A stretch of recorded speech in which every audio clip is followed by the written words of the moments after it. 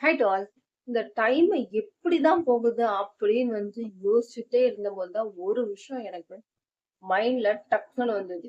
எப்படிடா போகுது அப்படின்னு சொல்லிட்டு இப்ப போயிட்டு கொஞ்ச நேரம் நான் போயிட்டு ரெஸ்ட் எடுக்கிறேன் அப்படின்னு சொல்லிட்டு சோபால அப்படியே போய் படுத்து கண்ணை மூடி எந்திரிச்சா பார்த்தா ஒரு 9 மணிக்கு படுத்து கண்ணை ஓபன் பண்ணி பார்த்தோன்னா 11 மணி ஆயிடும். அப்பதான் கண்டுபிடிச்சேன், சும்மா படுத்துட்டு இருந்தா கூட டைம் போயிடுதே அப்படின்ட்டு.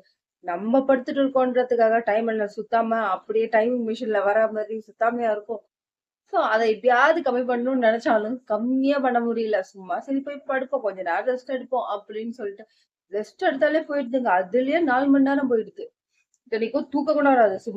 சும்மா போனை பார்த்துட்டு ரீல்ஸ பார்த்துட்டு இருந்தாலே கண்ண திறந்தா 11 மணி. சரி இதுதான் ஓகேன்ட்டு மத்தியானம் கொஞ்சம் சாப்பிட்ட உடனே எல்லாரும் கொஞ்சம் டயர்டா இருப்பாங்கன்னு சொல்லிட்டு அப்ப ரெஸ்ட் எடுக்கலாம். அப்படின்னு போனா, ஒரு 2 மணிக்கு படுத்துட்டு அதுக்கடுத்து எந்திரிச்சு பார்த்தா மணி பாத்தீங்கன்னா 6 மணி ஆயிடுதுங்க. சோ உங்களுக்கும் அப்படித்தானா? அப்படின்றத கமெண்ட் பண்ணுங்க. அது ரியலாவே ரொம்ப ரொம்ப ரொம்ப பேட் ஹேபிட். என்னால அதை எப்படியாவது கண்ட்ரோல் பண்ணணும்னு நினைக்கிறேன். ஆனா எப்படியாவது என் மனசு பாத்தீங்கன்னா, ஒரு புக்ல படிச்சேன்.